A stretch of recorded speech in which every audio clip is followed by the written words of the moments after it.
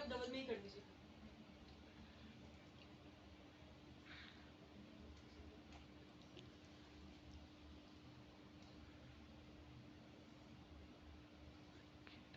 और नमस्कार, आप देख रहे हैं डॉक्टर साहिब, आपके साथ मैं हूं मुस्कान। दर्शकों, आज मेरे साथ मौजूद है डॉक्टर सारिका राय।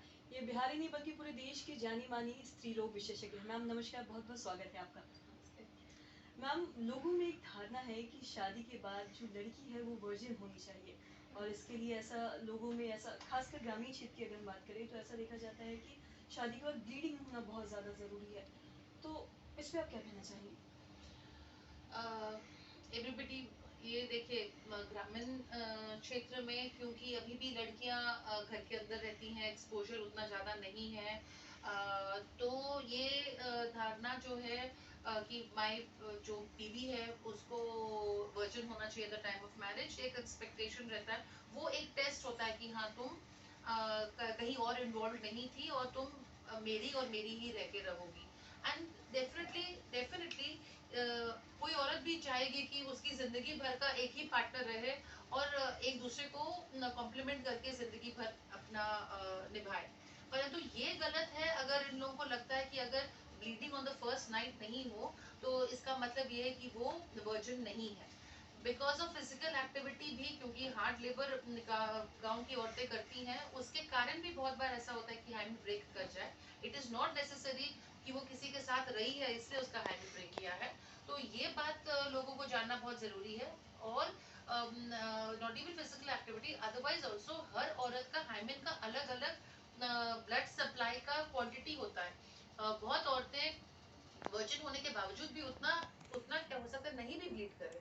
इसलिए वो एक मात्र एक टेस्ट नहीं है ये जानने के लिए कि जो लड़की है वो वर्जिन है कि नहीं है।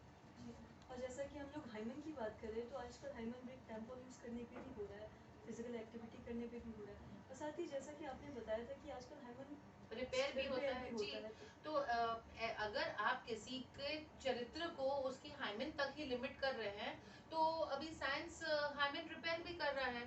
बहुत लड़कियां आती हैं, वो लोग पूरी दुनिया घूम के आ गई हैं और शादी के पहले वो अपना हाइमेन रिपेयर का सर्जरी करवा रही हैं and they will show that they are virgins. तो इसलिए दिखावे पे और एक खून बूंद के ऊपर अपने रिश्ते को मैं तो यही सलाह दूंगी, उस पे नहीं टिकाए। अगर एक एवरेज लड़की है और आप उसको अच्छे से रखिएगा शादी के बाद, तो she needs to be crazy अगर उसके बावजूद भी वो आपके साथ अच्छे से नहीं रहे, आपके घर परिवार को नहीं, अनलेस वो अपने मायके से बहुत सारा लोडेड होके आई हुई हो तो वो अलग बात है। देखिए, रिश्ते बहुत कॉम्प्लिकेटेड चीज होता है। कभी ये लड़की को या लड़का को या ससुराल को या मायके को ब्लेम करना बहुत गलत होगा। ये अपना इंडिविजुअल फाइट है। It is I think a fight of every individual, how they make their relationship as congenial as good as possible.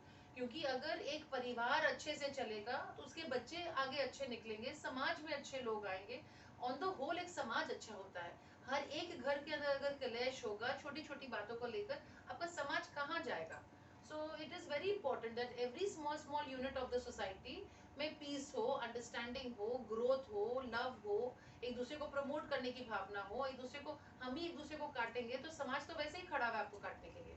जी, और जैसा कि हम महिलाओं की बात करें, लड़कियों की बात कर रहे हैं तो मासिक धर्म में कुछ लड़कियों को खून का थक्का निकलता है, तो ये क्यों होता है? दिस इज, हम लोग उसको मेनोरेजिया कहते हैं, हैवी फ्लो, ज्यादा ब्लीडिंग होना जो औरतों को नहीं होना चाहिए। बिकॉज ब्लड लॉस होता है, अनीमिया हो जाएगा, हेल्थ डाउन हो जाएगा। और उसका कारण पहले जानना बहुत जरूरी है कि क्यों आपको ये, अगर किसी भी औरत को इस तरह का प्रॉब्लम हो रहा है उसको एक अल्ट्रासाउंड कराना चाहिए और हार्मोन्स का टेस्ट मिनिमम ये जरूर कराना चाहिए और अपना हीमोग्लोबिन कराना चाहिए। इनमें से इन तीनों में से अगर कहीं पे भी कमी पाई जाएगी तो उसका अप्रोप्रिएट इलाज होगा। यदि तीनों टेस्ट आपके नॉर्मल हैं और उसके बावजूद भी ब्लीडिंग ज्यादा हो रहा है तो एक दवाई आती है जो बी क्लॉट या मेफ्टल स्पैस, बहुत सारे क्लॉट करके भी दवाई आती है, कोई भी कंपनी का हो, ट्रेंजामिक एसिड बेसिकली उसमें होना चाहिए। वो गोली खाकर आपको अधिकांश को रिलीफ मिलता है और ये एकदम सेफ दवाई है। खाली पेट नहीं खानी चाहिए। हर महीना 2 या 3 गोली से आप अपने आप को सुरक्षित और अच्छे से रख सकती हैं। And this can be use for years. आप 5 6 10 साल तक ये दवाई हर महीना 2 गोली आराम से खा सकती हैं। जी मैम, बहुत बहुत शुक्रिया ये तमाम जानकारी देने के लिए। ठीक है। तो आशा करते हैं